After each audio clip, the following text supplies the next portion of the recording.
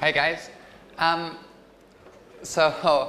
I lost my nerve when the first dozen people came in, and now there's like a dozen people trying to come in. So point number one is I'm not a public speaker, and if I look a little bit nervous, it's because I'm absolutely petrified. However, we'll get through this together.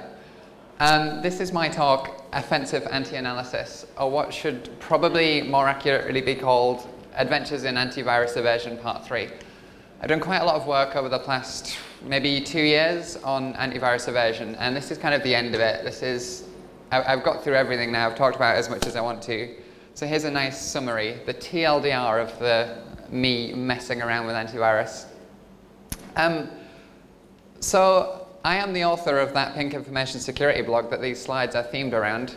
I write a lot of content online about penetration testing. Penetration testing is my day job, breaking into computers and buildings. And I write about infrastructure security, web application security, but something that I don't talk about is what I would call my hobby, which is malicious software development. Yeah, not really analysis, it's kind of more development. So because I'm not allowed to do a talk on, hey, here's a tutorial on how to write a botnet, I'm going to do a tutorial on how to evade antivirus instead. Now, antivirus has been around for a long time, and I'll talk about the origins of antivirus very, very briefly, and I'll talk about the kind of previous works through, evading signature analysis and things like that very briefly. And I want to get onto behavioral analysis engines towards the end, and in particular, online scanning engines like VirusTotal and websites like that. But starting right at the beginning, one of the problems with malicious software, and one of the problems with detecting malicious software, is it's really hard to determine, well, what is malicious? Define malicious. And if we can't accurately define it, then we can't accurately detect it. So if I want to know what something looks like, I'll go, hey, okay, Google, what's a horse look like? And Google will show me images of a horse, and I'll go, yeah, man, those are definitely horses. Look at those stunning beasts. Easy. Apart from when it comes to the kind of stuff that we do, I introduce myself as a penetration tester. Sometimes I use the slang term hacker. Oh, I'm a professional hacker. I break into computers and buildings and stuff like that. Siri, what's a hacker look like? Oh, so we have a problem here. We have a problem when it comes to stereotypes, and we have a problem when it comes to actually defining the thing that we're looking for. If we can't define malicious, we can't detect malicious.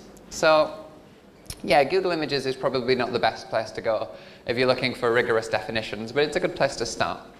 Now, I'm a penetration tester. I hail from the red team, and for those who are unfamiliar, information security is generally split into red team and blue team, where the blue team are the defenders, people who look after our network infrastructure and keep us safe online, and the red team are the people who play the part of the attacker. They're not malicious in nature, they just play devil's advocate for the sake of network security. So when it comes to being a member of Red Team, we have an ethics boundary, and in fact anyone in information security can talk to the ends of the world about ethics. And where I draw the line here is, yeah, I'm going to talk about malicious software development, but anything that we do should and always must assist the blue team more than it assists the malicious citizens of the internet. So I wrote some tools, and I wrote some proof of concepts, and I'll release those. I was going to demo them during this talk, but we're on cable number 7 and laptop number 2, so I'm not entirely convinced demos will happen, I'm afraid. But I wrote some malware, and it did some cool things to some antivirus scanners, and I want to talk about that. And my relationship with malware is a pretty simple one. I really like malware. I really like malicious software, and I don't differentiate between the tools that I use in my day job, hacking tools, and malicious software, because they're doing the same jobs for the same reason. I just have a certificate of ethics that says when I steal your credit cards, I'm going to give them back. Most of them. So we're talking about detecting viruses, detecting worms, detecting malware. What's a virus look like? Yeah, man, this Google Images thing's really not working out for us, is it? Tell you what, we'll check out some documentaries instead. This is CSI Cyber. Turns out it's really easy, guys. You just look for the red code. It's all of the red. That's the malware. Now, yeah, man, detecting malware, detecting Well, detecting a malware attack is really, really simple. You know, you turn your laptop on and it looks like that, and then you go, yep, that's malware. That's definitely malware. So it's 2016, and our headlines today are filled with ransomware. Ransomware is a pretty awesome thing. It's, well, it's a really, really easy way of making money, isn't it? And you see, ransomware is hitting the news in 2016, but it's not news, it's not new. A quick pause, a quick detour. 1971, the first computer virus is released. I'm talking about Creeper here, and by computer virus, we're talking about PDP-10s and the ARPANET. Creeper creeps through the ARPANET, infecting machines. And then Reaper is released. And Reaper chases Creeper through the ARPANET and cleans it up. So 1971, and we have the first virus and the first antivirus. That is a long time ago. Do you remember the 70s? So 1971, that's the first computer virus. 1986, that's Brain. That's the first PC virus. PCs as we would recognize them in this day and age, IBM PCs. 1986. 1989, the first ransomware. Talking about the AIDS Trojan here, a piece of software that will encrypt the files on your computer and then ask you to pay a ransom. Ransomware. In 1989, it wasn't perfect. It used symmetric key cryptography as opposed to asymmetric key cryptography. So any malware analysts out there will tell you that that's terrible. You can pull a key out of the executable. It's trivially easy to bypass. But hey, it was 1989. We were young. Some of us were. I was born in 1990. Malware, and specifically ransomware, has been a problem longer than I have. So why is ransomware such a big thing in this day? Why is ransomware working out so well for the attackers? Well, partly you could argue improvements in certain areas of security, improvements in perimeter security, things like that. Alternatively, you could argue take asymmetric key cryptography, take malicious, throw in a little Bitcoin, and you have a recipe for profit. What kind of profits? Well, taking a quick look on Wikipedia, the source of all facts. Yeah, that's right, I don't only get my facts from Google Images. CryptoLocker, they made $3 million. That's pretty good. You're not buying a new car with $3 million, you're buying an island. CryptoWall, they made $18 million. I'm really sorry, this presentation's kind of, I'm not trying to convince you to write malware. That's not the aim of this. The aim of this topic is an incoherent 45-minute rant about some parts of information security that frustrate me. You see, malware's been around for a long time. Our advances in defending against malware have been around for a long time, and we do some really cool stuff. Malware analysts put an awful lot of effort into pulling these tools apart and writing quite fantastic blog posts about how naive malware is and how a lot of it is written like all software is. It's copy and pasted from Stack Overflow. I don't have the slide in here because I didn't want to steal someone else's work, but there's a brilliant article where a guy takes a piece of malware, pulls it apart, it's written in BASIC, and instead of talking about the features of the malware, he links it back to the original Stack Overflow articles if that's the right word. It's like, yeah, this is copy and pasted from here, and then that's like copy and pasted from there. So the malware analysts, the antivirus companies, are doing absolutely next-gen stuff to detect this. And then the malware writers are just like, I'm not even going to learn my programming language, I'm just going to use other people's snippets. So ransomware is very, very strange. Malware is very, very strange, and it is absolutely all over the news. I set this as an animation originally, but the problem was it wasted about 7 minutes of just news headlines just coming up. They're deep, they're deep. Ransomware is great because it gets around a lot of the problems of traditional security. I don't have to do things like breaching the perimeter, and I don't have to hack hardened servers and get into the areas that we've invested in to protect. I just have to get a user to click a link in an email, and I work as a penetration tester, so sending phishing emails is something that I do quite regularly. And my, I guess, personal average, or my team's average, is 33% of users will give us their password over email. That's not a Gartner statistic. I can't link that back to a report. It's our personal experiences, our statistics in team. Around 50% of users will click a link, and around 30% of users will give us their passwords. Now, it's not going to be as trivial as, hey bro, what's your password? Or, oh, I lost my password, can I borrow yours? We're going to set up a scenario, we're going to set up, we're going to use psychology against users, and that's the brilliant thing. I'm not attacking a hardened server, I'm attacking a user who's non-techie, probably really busy, doesn't really care about computers, in fact probably hates them as much as I do, and just wants to get done with the task that's set before him. So phishing attacks are effective. Link ransomware to phishing attacks, and they're very effective.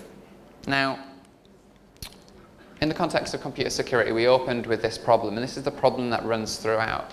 How do we define malicious? Now, there's security devices out there that'll detect vulnerability exploitation and detect things like privilege escalation.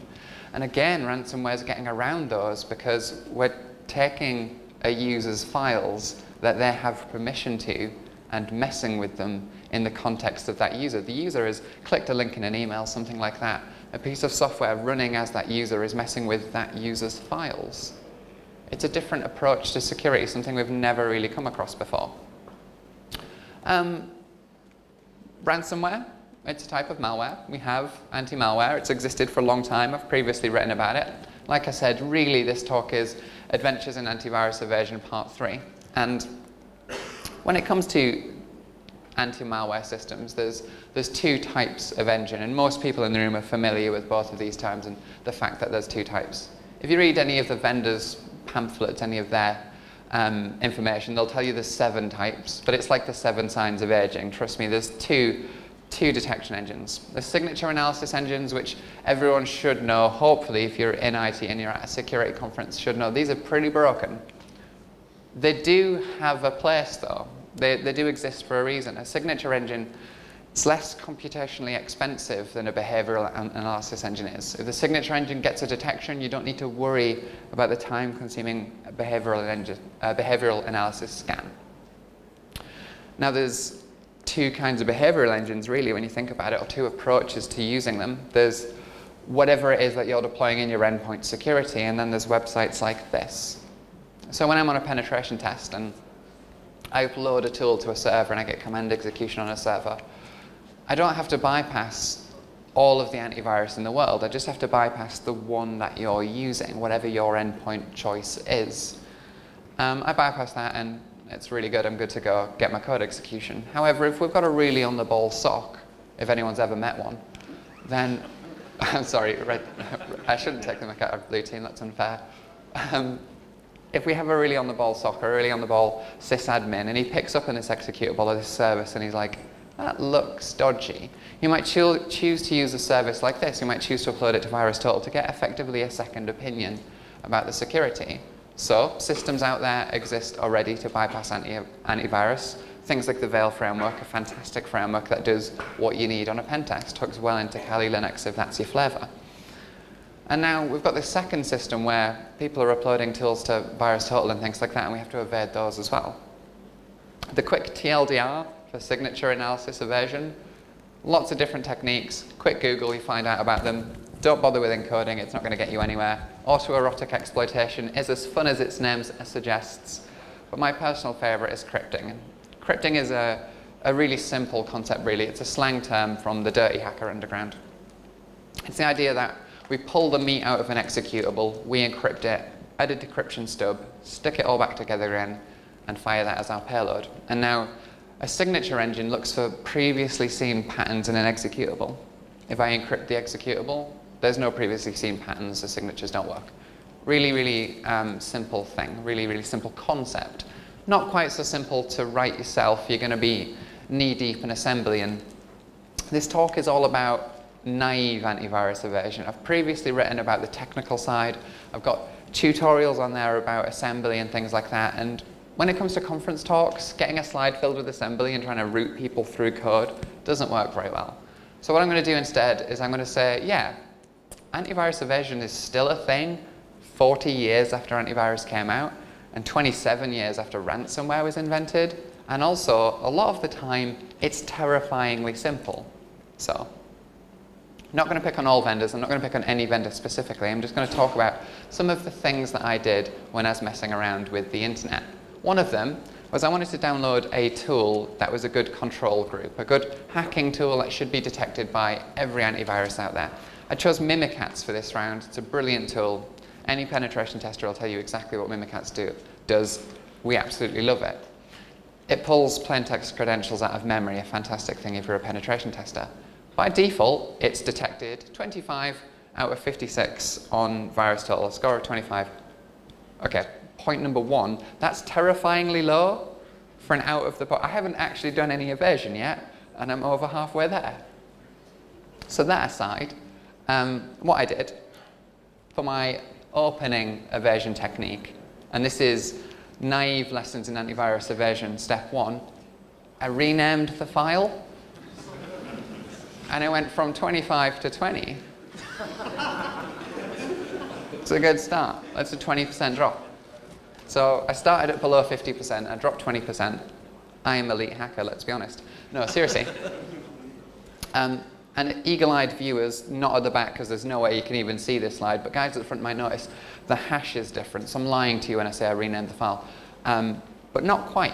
I renamed the file and then went into the portable executable, and at the end of a PE structure it has a thing called original file name. It's also what it was previously called. I changed that as well. So I get different hash, but yeah, I still renamed the file. Instead of going right-click rename, I opened it in a hex editor and renamed it. Basically the same thing. Not a difficult thing at all. But we're at 20 already and we haven't really done a lot. Our target by the end of the day will be 0. Now, the problem with VirusTotal and the problem with playing around with the system, or I guess naive item number 2, a lot of people don't realize that although VirusTotal deploys a lot of antivirus engines, 57-ish engines depending on which day you catch it on, it doesn't deploy the full capability of those scanners. So you might get a 0 score on the front page of VirusTotal and then deploy it on a penetration test or deploy it when you're pushing out your ransomware, making your millions, and it gets picked up. And that's frustrating, but we'll get around that in a second. For those that think I'm making that up, no, it's in their FAQ. They don't hide this fact. VirusTotal doesn't deploy the full capability of each scanning engine. Don't worry, you don't have to read that so that you can trust me. They just use command line versions of it. Deploy most of the signature engines, some of the behavioral engines. If you want VirusTotal's behavioral engine, there's a separate tab for it. So scanners on the front page, behavior on the 5th page. So we're going to start on the front page, bypass that. We're going to use crypting because it's pretty simple, and then we're going to look at the behavioral engine and mess with it. I'm going to tinker with it.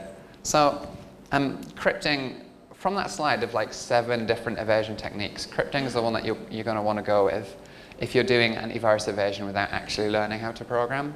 If you're a ransomware author and you want to write ransomware entirely from Stack Overflow. So crypting is a really difficult thing to actually pull off, and it involves assembly and probably a difficult language to write like C. Brilliant thing is, someone's already done it for you. In fact, there's a lot of working examples out there. Good one at the bottom, hacked team. Hacking team graciously lent us their crypter, which is nice of them. The one in the middle, presumably not familiar with this, it's a tutorial, it's a full walkthrough, nine-page walkthrough on how to write a crypto, where they give you example code the whole way through, and then at the end they give you a working solution. Top one's another example of that. It's actually, it compresses it so it's a packer, not a crypto, but it's the same area. Takes an executable, modifies it in a way that an antivirus won't pick up signatures, and then you bypass the signature engine. Now, a crypto is going to allow you to bypass the signature engine quite well. These cryptos, however, those should be detected. Their decryption stubs should be picked up straight away. The reason for that is one of those is 13 years old. Now, it works just fine, actually. So we were at 25 originally, got it down to 20 by renaming the file, got it down to 12 by using a 13-year-old evasion tool. Antivirus is awesome, yo. So you download a tool, you don't even learn how to program, you run it, the tool's ancient, should be picked up, and it kind of is picked up, but so far we're almost all the way there in terms of antivirus evasion. We've not done anything lean. I'm sorry, were people expecting me to come in here and drop 0 days and stuff? I totally will when I need to. when evasion, when evasion is difficult. But there's still 12 detections to get through, and we're still going to continue on our naive evasion techniques. Let's take a look at some hex. Now we feel like real hackers. I opened a hex editor. I am lead. So one of the problems, and one of the reasons that those 12 detections still exist, is the fact that although the signature engine can't take a look at the EXE and work out what the patterns are, what it can do is take a look at the EXE and say, that's encrypted. That looks weird. The way that it does this is it checks the entropy of each section, and if the entropy is particularly high, above 5 generally, for anyone who wants to get into the specifics, it goes, that's encrypted, I'd best flag it just in case. So how do we drop the entropy? Naive evasion step 3, throw a load of null bytes in there. That is 2 lines of C. Really sorry, I did say you don't have to learn any programming. You're going to have to find on Stack Overflow how to do a for loop. Let's do a for loop, stick some null bytes in there, and you get your detections down even further. So yeah, they're detecting me on the entropy, and that's all they can detect me on in that context from a signature analysis engine. Drop the entropy with null bytes, it's pretty easy. The next problem, though, is the fact that the behavioral engines are going to kick in now. We've successfully bypassed signature engines. This is not cool. We did this 10 years ago. Behavioral engine kicks in.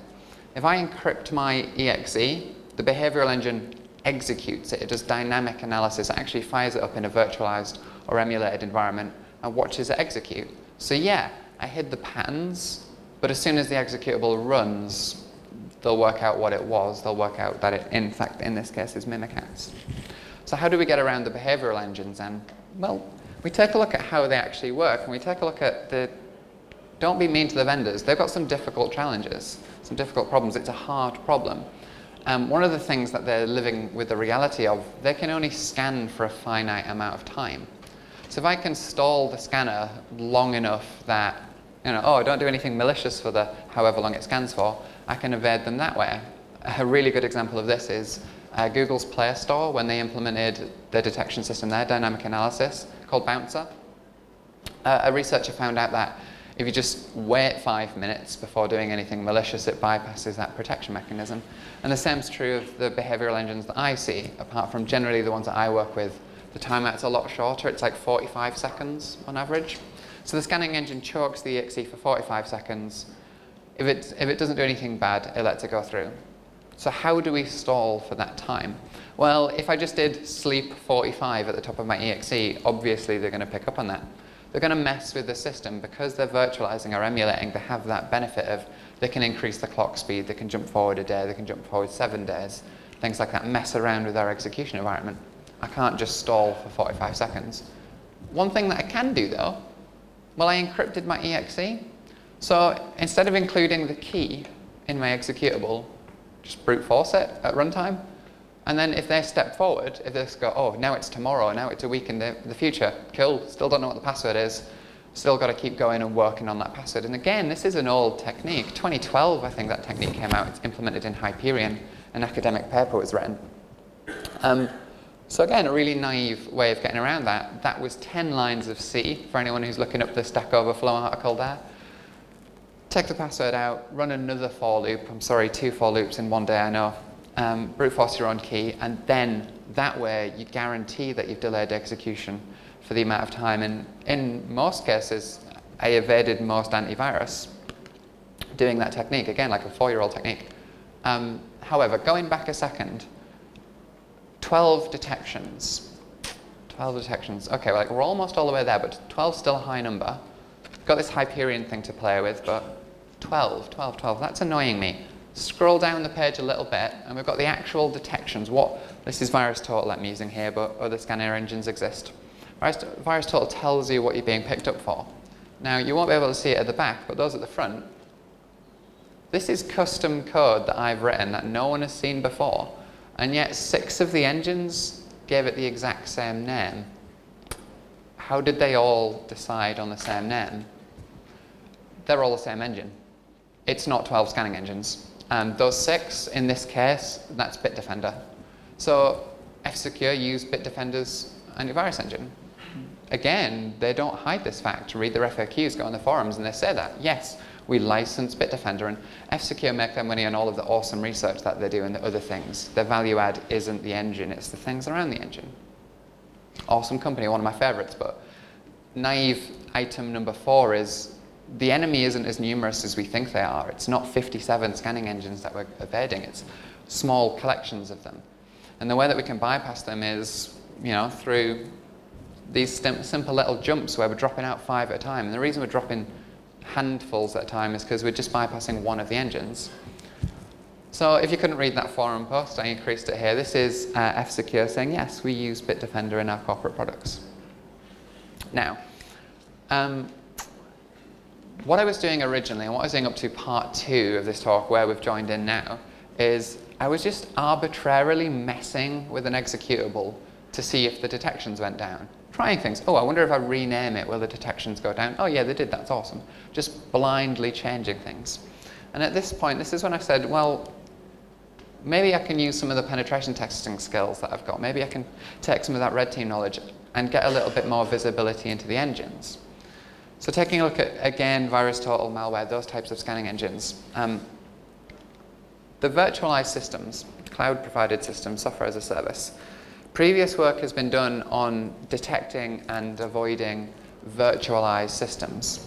I didn't do this. I specifically wanted to avoid scanners, not virtual systems. If you're a ransomware author, it doesn't matter. Yeah, argument.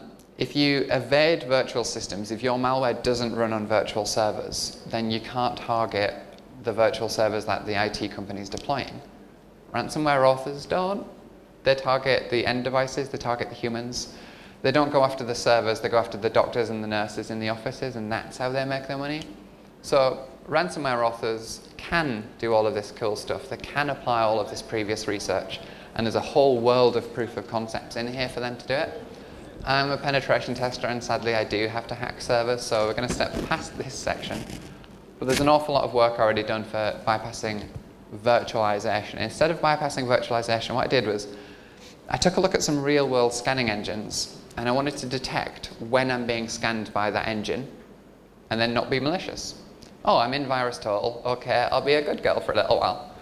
So I took a look at a few engines, and they all worked in roughly the same way from the point of view of this. But another frustration with information security is there's a lot of techniques that have been deployed already that work. There's a lot of academic work out there to fix these problems.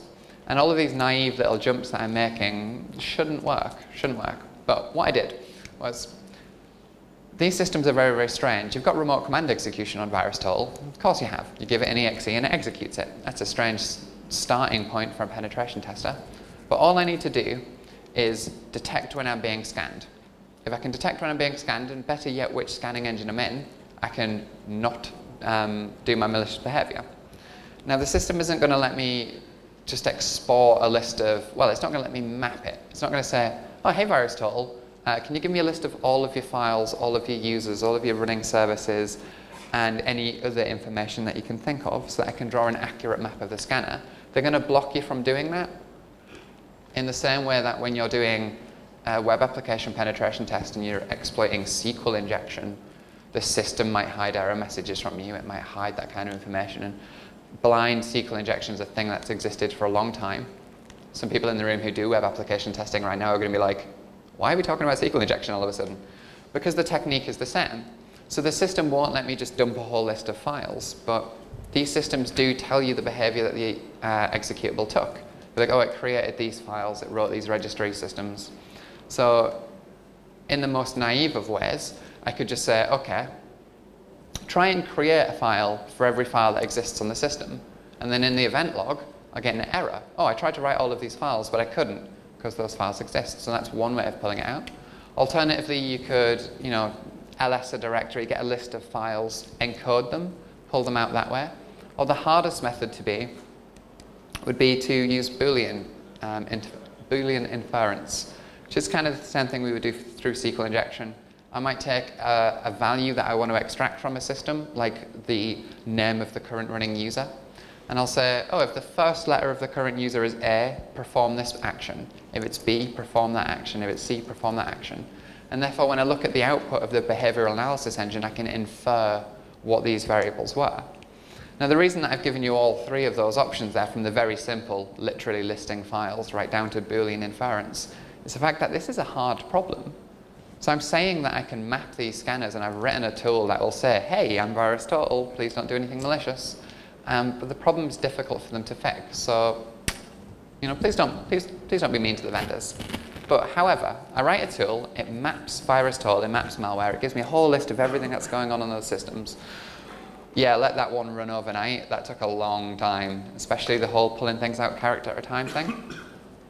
But you map the system, and then you don't give a demo, even though the slide says that I'm supposed to give a demo, because we're on laptop number 2 right now due to IT difficulties. If anyone wants to see the demo, however, I can show it later on and show some groups and things. There are some screenshots of the tool working, so we'll go through those instead. But I can achieve a 0 score in virus total, and I can control what the output of the behavioral engine is. If I run the exe on my laptop, it does bad things. If I run it on virus total, it doesn't do bad things. On malware or threat expert or any of the online scanning engines, all the same issue. So I can control what the IT admin sees, and I think that's a bad thing. Antivirus evasion is a bad thing. The ability to control a scanning engine is a bad thing. So I reported it to Google. I said, hey Google, bit of a vulnerability, it's a bit of a weird one. What I can do is I can evade your antivirus. And Google wrote back, you're never going to read that. Made it bigger, you're still probably not going to read that. How's that? So I said to virus total, I can map your scanning engine, and using the map information, I can write a tool that will accurately detect that I am in your scanning engine, and therefore my malware won't perform any malicious behavior, and therefore it's not detected. Apparently that's supposed to happen. This is not a security vulnerability. I'm really sorry, guys. I've pulled you in for a 40-minute talk about something that's not a security vulnerability. Yeah, I reckon it is. So what I can do is my tool that I did say I was going to release today, but I used two-factor authentication and my phone died. So now I'm now locked out of the internet, which is a problem. I won't be on Twitter today. But I will release the code and the full write-up of everything I'm saying right now tonight, or whenever someone gets me an iPhone charger. But my tool, which is free for the open world, can detect not only if it's virtualized and which virtual system it's in. I'm lying here, it doesn't do Zen and QEMU yet because there's only so many hours in a day, but it can tell you when it's on VMware and when it's on VirtualBox, and it does that in the most naive of ways. It even supports wine. And that's cool. But like I said, that wasn't the priority this time around. If you want to write some ransomware, write some better code than I did. But it's a good proof of concept. What I was interested in is writing a tool that can detect when it's in a scanner and which scanner it's in. And it's pretty accurate. And that's the scary thing, because it's terrifyingly naive.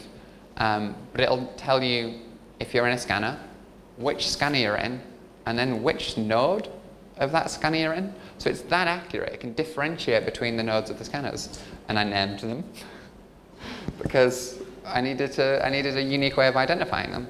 But it's that accurate that it can say, this executable is being fired on virus total, and it does that by taking a look at the system. What's the name of the current user? What's the volume ID of the hard disk? This laptop's about to run out of power, so I'm going to talk a little bit quickly. It'll tell you what's the volume ID of the hard disk, what files exist, what files are on the desktop. Really, really trivially naive stuff. And it can tell you that it's in a scanner and which scanning node it's on. Which means that if I'm in a scanner, instead of doing malicious behavior, I can control what the output of that scanning engine is. And I can lie to the sysadmin and I can lie to the SOC. So the SOC finds my executable. It's like, this looks like a botnet, we'd best get it scanned. And this is what they get. Yeah, I can literally make it say anything I want to. So I'm going to be mean to them, I'm going to rickroll them. This is fear. That's it telling me which node I'm on. So there's a short number of nodes, and it's saying, we're running on fear today, and it's on virus total. So I can accurately detect when I'm on virus total. Don't want to pick on one vendor, though. This is virus total. That's malware. That's threat expert. Works in the exact same way. Same naive level of detections. So if anyone wants to catch me later on and see the demo, that's awesome. If you don't have time, I'll release the proof of concepts and stuff tonight. You can catch those on the internet. My output from this conference talk is That's probably a bad thing. The fact that I can get a 0 output and the fact that I can control scanners is probably a bad thing. I'm really sorry that I lied to you, though, because it's not. So that was my talk. That is offensive anti-analysis, a naive look